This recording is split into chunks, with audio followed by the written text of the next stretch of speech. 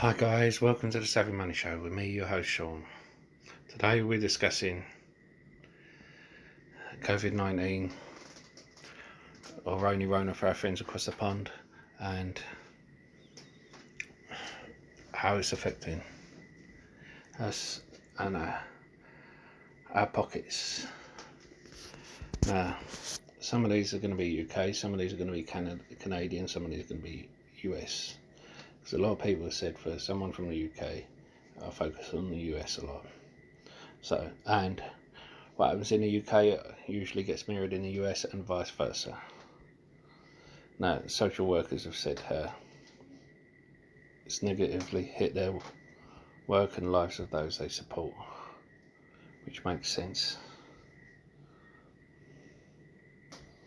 Now, when we look at who's set to benefit from it, well, we could guess who that is. Likes of Jeff Bezos, those in the cloud computing sector and web services, the electronic payments, so you've got the e-commerce, streaming, gaming, you've the corporate structures who made sure their debt was paid off beforehand, online grocery deliveries like Ocado, who made sure Marks and Spencer's overpaid for their agreement, telecommunications, and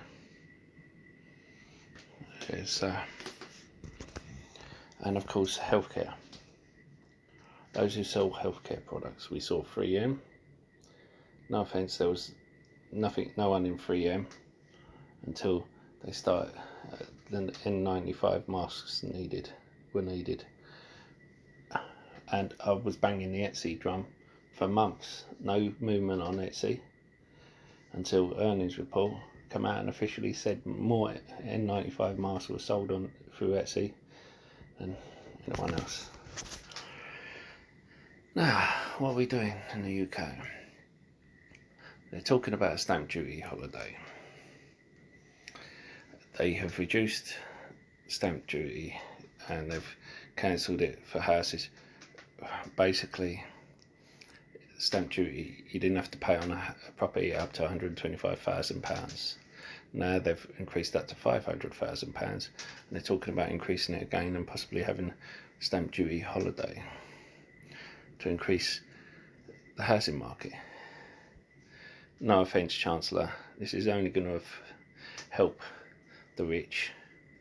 The housing market hasn't stopped, it hasn't slowed down in the UK. You can look in the US, it's actually improved. You've got 0% interest rates. People are actually upgrading their houses now. So, yeah. And they're coming out saying about this work experience thing, and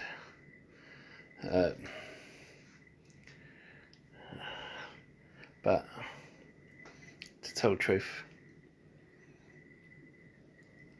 these are schemes that was in already and they cut during this time just so they could implement it again.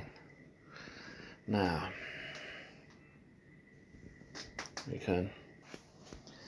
they're talking about reducing VAT from 20% to 5%. Now that would help it, but getting people out buying, I understand that would help more than the stamp duty, because the stamp duty, to tell the truth, will only help with people in London or the south or in wealthy areas. Places in the north where they need help, or Wales, where the houses, you can pick up a house for £30,000 to £50,000, isn't going to affect them. Now we have to look at second wave. Canada's not ready, according to the Senate committee. But look at that committee, it's all virtual. nothing wrong with that. But if you look at the House of Commons, it's the same. They got berated for the fact that the House of Commons and the MPs voted to lift the lockdown in the UK and force everyone back to work and offer furlough. Yet when they was asked to attend Commons to vote on it, they told them no, it wasn't safe. A bit of hypocrisy there, I think so. Yeah. Now,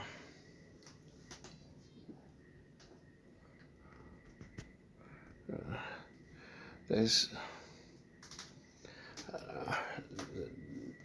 most respiratory pandemics hit more than once. Spanish flu, it wasn't the first time it hit, it was the second time. It's the second wave that was the devastating part. Now,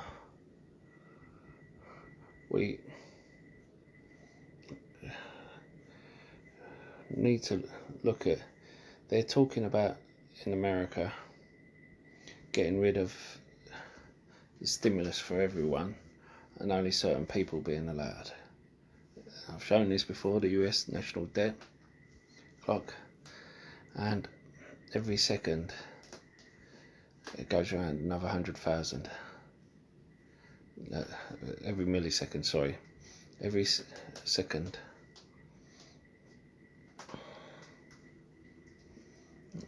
So I mean, that's insane, really.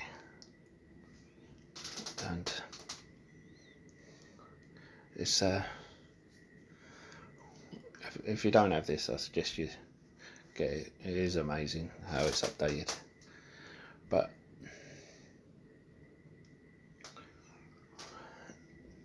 basically, I've shown before with the Fed who they was investing in. They are using taxpayers' money, whether it's UK or US, to invest in big companies, the ones who support their campaigns. They don't care about the little guy. I've been emailed with plenty of companies who are going bankrupt because they're not being given access to these schemes. They've been inundated with them. Now, while the likes of Apple, who don't need the money, are being given access to PPP, being given,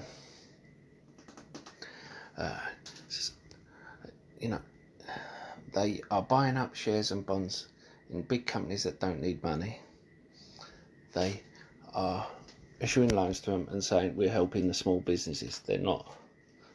They're only buying shares in the companies that are doing well so they can make money off of them. The smaller companies, they're letting go bankrupt. The companies they should be helping. Now, what happens when this bubble bursts? Because it will burst at some point. All bubbles burst. Again, they will use taxpayers' money to repair it, like with a banking crisis, like with a housing crisis. And see, at the moment, taxpayers are footing the bill for all this. And when it finishes, taxpayers will be footing the bill again when the bubble bursts to repair it. Do you know that the cost of classic cars went up more during the banking crisis than any other time? Because bankers went out buying classic cars with the bailouts, and they were actually recorded doing it. It's not the small bankers in your local bank that's to blame, it's the big bankers. Now, the other point I want to make is the workers' rights.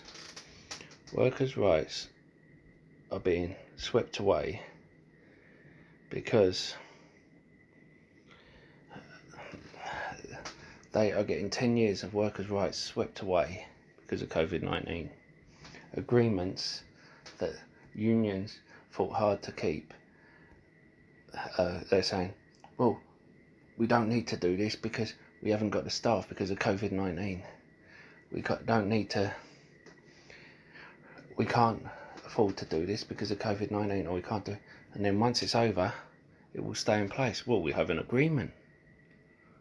We've had this agreement since COVID-19. You agree to it. And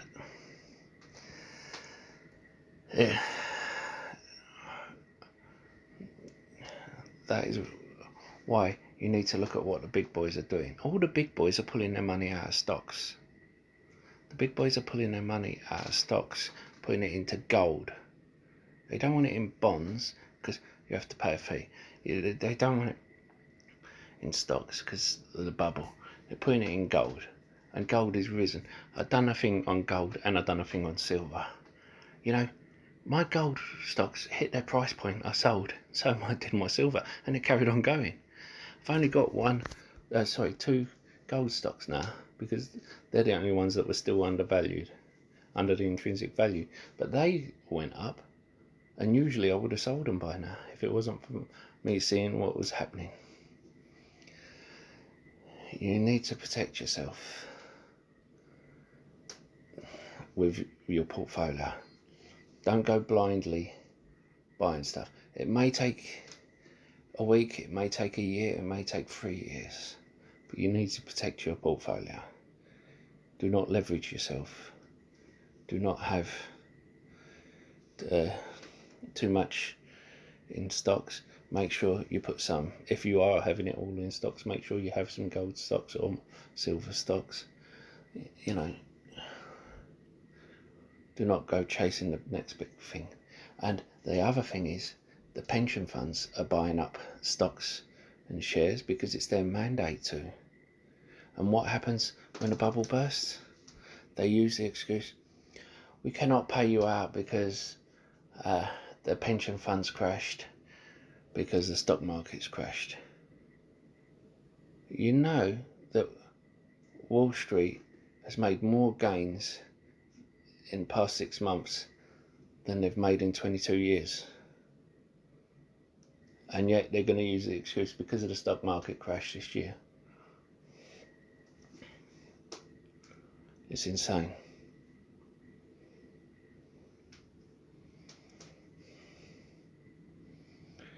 Anyway, if this has been informative for you in any way, don't forget to hit the like button. Helps with the YouTube algorithm getting the video out to more people. If you haven't subscribed already, don't forget to hit the subscribe button, become part of the 7 Money Show family. If you're looking for a free trading platform which to trade your stocks and shares, don't forget to check out the links in the description below. You'll get a free share worth up to £200 for signing up, depositing a small amount, and I'll see you in the next video.